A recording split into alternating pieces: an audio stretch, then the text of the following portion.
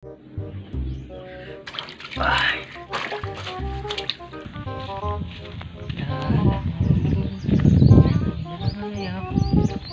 Ganda ng panahon. Ha? Ay, di makababa.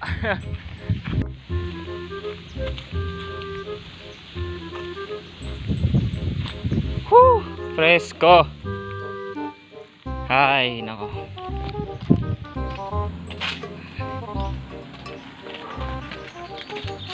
Zap G. Kita nyo naman, katapos ko lang maglaba at maganda yung sikat ng araw ngayon. Pagpasensyahan nyo na ako guys kasi umitim na ako guys, no. Ngayon pala guys ay i-share ko na sa inyo, i-upload na natin yung part 2 nung competitive 1v1 na in-upload ko. Yung part 1 tapos na, napanood na ng ilang mga subscriber natin at yung mga ilan sa mga viewers natin. So ngayon naman, teka lang. Ano naman dito sa part 2 guys, medyo mas ginalingan ko ng konti para ma-challenge yung kalaban ko at may pinaramdam ko sa bunso kong kapatid kung paano yung feeling na banggaan, pero hindi naman yung sobrang lakas, no. Makikita nyo dito sa part 2. So I'm excited na share. So I am excited to share it with you right now.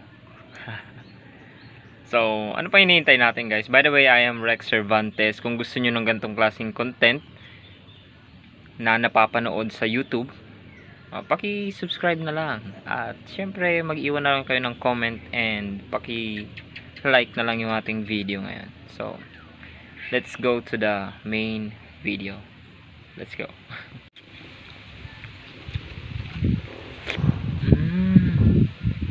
Let's go.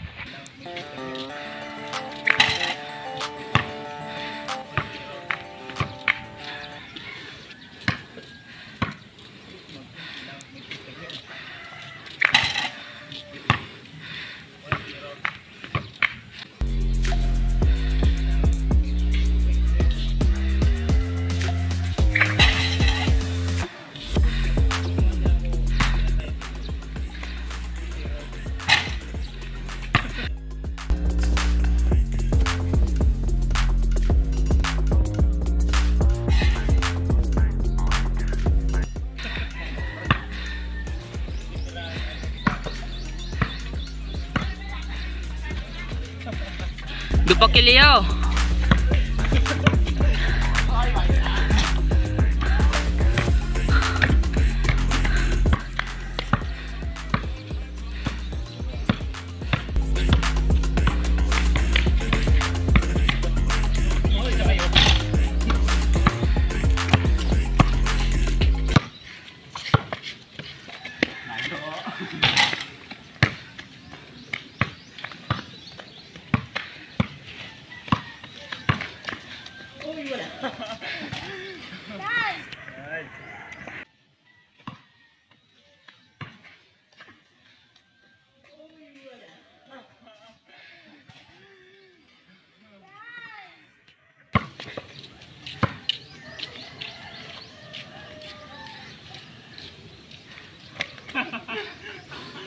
Ikaw magkagat sa fake.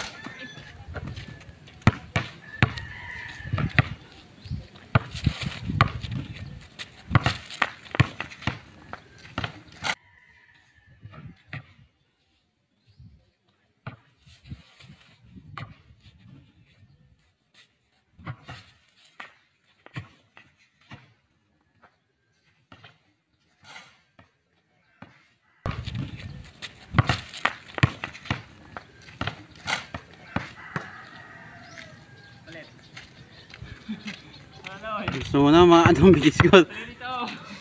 Mati naman dito. Tang layon karo baga ni maano.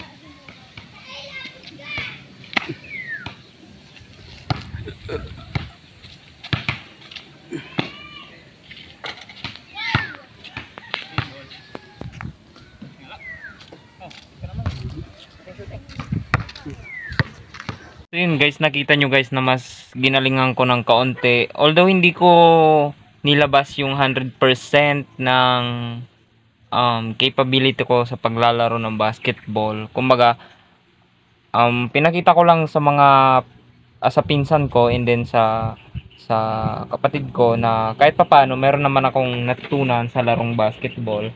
Simula nung umalis ako ng Bicol and then nagpunta ako ng Batangas and then nagpunta ako sa Manila. Way back before, hindi talaga ako marunong mag-dribble.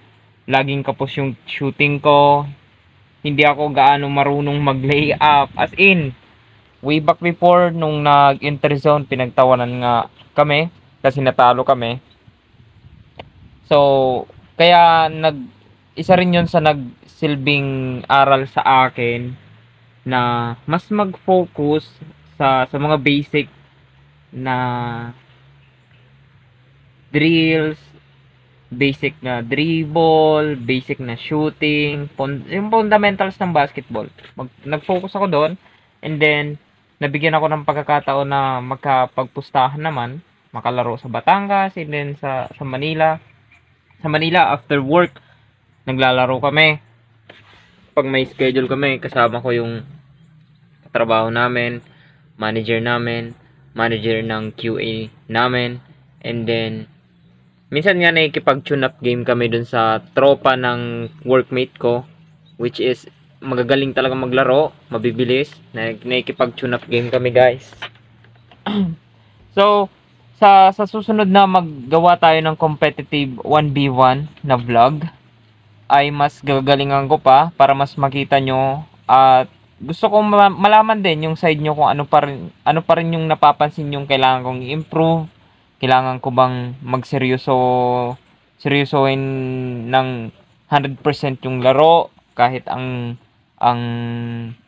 kalaban ko is yung pinsan ko lang or yung kapatid ko. Although binigay ko naman guys yung intensity ng galaw para kahit pa paano may mapulot sila sa aking aral na magagamit nila na inspirasyon na ay mas galingan ko pa para ma-achieve ko din yung level na ganito, para mataas ko rin yung level ng laro ko sa gantong level, something like that guys. Yun naman yung importante at the first place, yung magiging inspirasyon sa kapatid mo, sa pinsan mo, or sa ibang tao na nakakapanood ng vlog natin. Not only in terms of basketball, kasi basketball yung content natin, hindi lang basketball, sa larong basketball, all throughout the duration ng life na pinapakita ko sa inyo. Kasi basketball is just my hobby or pastime, or mahal ko yung larong basketball. But hindi naman umiikot yun yung buhay ko guys, kasi marami naman tayong ibang pinagkakaabalahan ngayon. So anyway, masyado na mahaba yung vlog natin. I hope you enjoy this kind of vlog, and then kahit paano may na-share ako sa inyo at may natutunan kayo sa akin. And magpapaalam na muna ako. See you to our next vlog. Kailangan kong matulog kasi maya meron na naman tayo dito ng konting aaralin, diba? So anyway, again, this is Rex Cervantes signing off right now. And paki-subscribe na lang yung YouTube channel natin. We have 136 subscribers as of the moment. So, goodbye. Bye-bye.